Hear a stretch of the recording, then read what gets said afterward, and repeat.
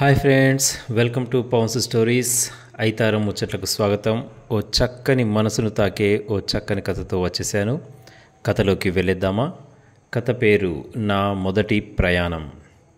ఒక చిన్న పిల్లాడికి ఊహ తెలియని వయసులో అనుకోకుండా జరిగిన ప్రయాణంలో ఎదురుపడ్డ మనుషులు, వారితో కలిగిన అనుభవాలు, అవి అతని హృదయంపై వేసిన అచ్చులు. ఇది ఈ కథనం. కథలోకి వెళ్ళేద్దాం మరి.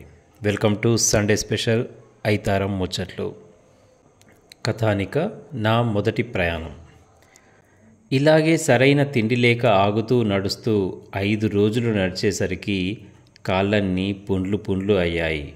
ఇక నడవలేక, శక్తి లేక నిస్సహాయంగా ఒక దగ్గర ఆగిపోయాం.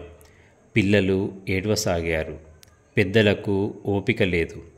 పెద్దనాయనకు ఇది సరైన దారేనా అనే అనుమానం రాసాగింది. తల్లి పోచమ్మ తల్లి, నీ బిడ్డల్ని కరుణించు, జరంత ధైర్యమియ్యు, కాళ్ళల్లా బలమియ్యు తల్లి, కళ్ళల్లో బతకగలమనే ఆశనియ్యు తల్లి, నీ దయవల్ల ఇంటికి చేరుకోగానే నీకు వరి అన్నం నైవేద్యంగా పెడతాం తల్లి, నీ ఈ బిడ్డలకు నీవే దిక్కు అంటూ కేకలు పెట్టసాగాడు మా పెద్దనాయన. అలా ఏడుస్తున్న గొంతుతోనే మా వైపు తిరిగి, మన కర్మ కాకపోతే ఎక్కడ పుట్టాం, ఎక్కడ బతుకుకై పోరాడుతున్నాం, ఎక్కడ కుక్కచావు సస్తున్నాం, ఈ మాయదారి రోగం రావట్టే కదా మన బ్రతుకులు గిట్లా ఆగమాగమైనాయి. అంతలోనే కళ్ళు నీళ్లు దిగమింగుకొని, అయినా నాకు నమ్మకముంది, మన ఇంటికి మనం పోతామని.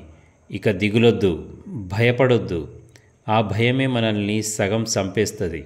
ధైర్యం వీడొద్దు, అదే మనల్ని ఎన్ని కష్టాల నుండైనా గట్టెక్కిస్తుంది. నన్ను నమ్ముండ్రి, పోచమ్మ తల్లి మీద ఆన, ఇంకొక్క 10 కిలోమీటర్లు నడుండ్రి. అగో ఆ కనిపించే కొండ దాటితే మనకు ఏదైనా దొరుకుతుందని నాకు అనిపిస్తోంది.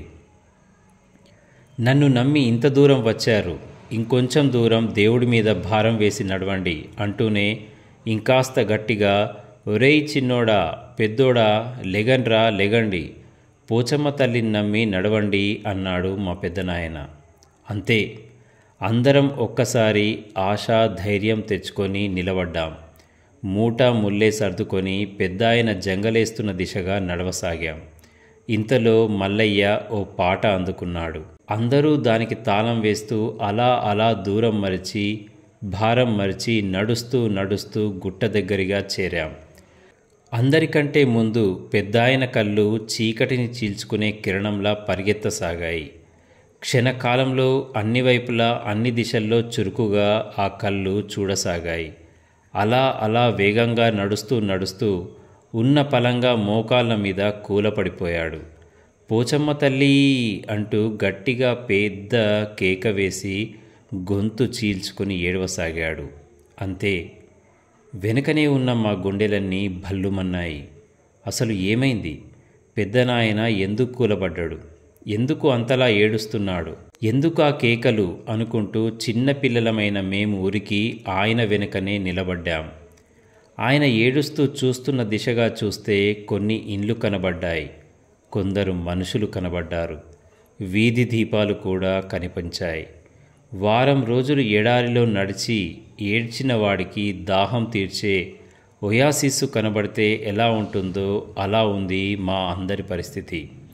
ఆనందం పట్టలేక పోచమ్మ తల్లి అంటూ అరిచాను నేను. నా సోపతిగాలు నన్నందుకొని నాలాగే అరుస్తూ చేతులు పైకెత్తి మరింత బిగ్గరగా అరిచారు. అప్పటికే మమ్మల్ని అందుకున్న పెద్దోళ్ళు కళ్ళార్పకుండా కనబడే జనాలను చూస్తూ చిత్తరువుల్లాగా కూలబడిపోయి ఏడుస్తూనే ఉన్నారు. తల్లికి మనసులో దండాలు పెట్టుకోసాగారు. ఇంతలో ఊరి జనాలు మా దగ్గరికి వచ్చి మా పరిస్థితి చూసి జాలిపడి, భయపడవద్దని ధైర్యం చెప్పి, ఇప్పుడే వస్తాం, ఇక్కడే ఉండండి అంటూ మా పెద్దనాయనను తీసుకొని ఊర్లోకి వెళ్ళారు. ఏం జరుగుతుందా అంటూ కళ్ళార్పకుండా ఎదురు చూడసాగాం. గంట గడిచేసరికి 4 ఎడ్ల బండ్ల మీద కొన్ని గంజులతో మా పెద్దనాయనతో సహా ఊరివాళ్ళు వచ్చారు. బండిలో కొందరు ఊరివాళ్ళు, ఒక బండిలో, ఇంకో బండిలో మేము తినేందుకు గంజులలో ఆహారం, మిగతా 2 బండ్ల మీద పెద్ద డ్రమ్ముల్లో నీళ్లున్నాయి. అవి మేము స్నానం చేయడానికి. గత 5 రోజులుగా మా పరిస్థితి అంత దయనీయంగా ఉంది. ఇక మిగతా గంజుల్లోంచి వస్తున్న వాసన మా ఆకలిని ఇంకా పెంచేసింది. చకచకా వెళ్ళి శుభ్రమై వచ్చి రాగానే విస్తర్లు వేసి వడ్డించేశారు. అన్నం, పప్పు, చారు, కూర, మజ్జిగ. ఎన్ని రోజులైంది ఇవన్నీ తిని అని అనుకునేలోగానే ఒక గొంతు, తల్లి పోచమ్మ తల్లి, నువ్వున్నావు తల్లి అంటూ భక్తితో కేక పెట్టింది. అందరం మొక్కాం. కళ్ళ వెంబడి నీలధారలు, నోట్లోకి అన్నం ముద్దలు ఒకేసారి జారి కాలిన పేగులను ఒక్కసారిగా గట్టిగా హత్తుకున్నాయి. నాకనిపించింది, దేవుడెక్కడో లేడు, ఇదిగో ఇలా అక్కడక్కడ మనుషుల్లోనే ఉన్నాడని. లేకపోతే అసలు ఎవరో తెలియని మా కోసం కనీసం అడగకుండానే అన్నం పెట్టడం చాలా గొప్ప విషయం కదా మరి.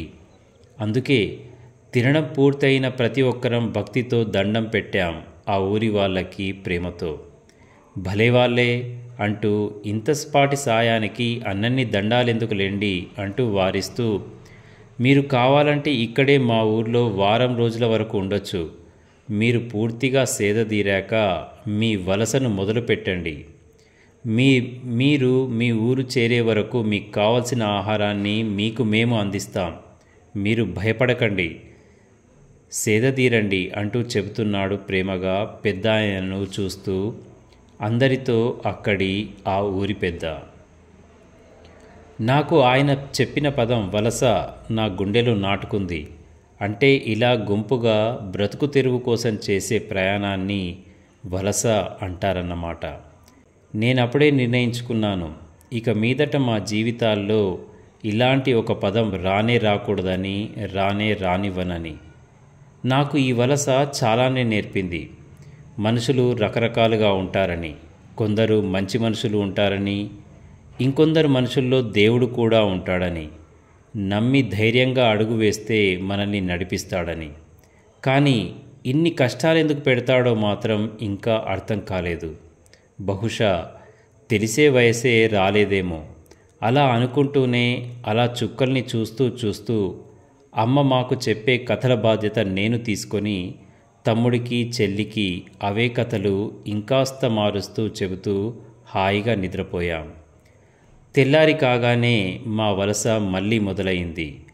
ఆ ఊరి వాళ్ళు మాకు ఆహారం ఇచ్చి వెళ్ళే దారి చెప్పి సాగనంపారు. మనిషికి మనిషి చేస్తున్న సాయానికి మా 2 చేతులు వాటంతటవే నమస్కారం చేస్తూ మా వలస సాగింది. నేను పుట్టిన మా ఊరి వైపుగా, మా సొంత ఊరి వైపుగా. ఇదండి కథానిక నా మొదటి ప్రయాణం. కథతో ప్రయాణించి ఉంటే కథ నచ్చితే లైక్, కామెంట్ మరవకండి.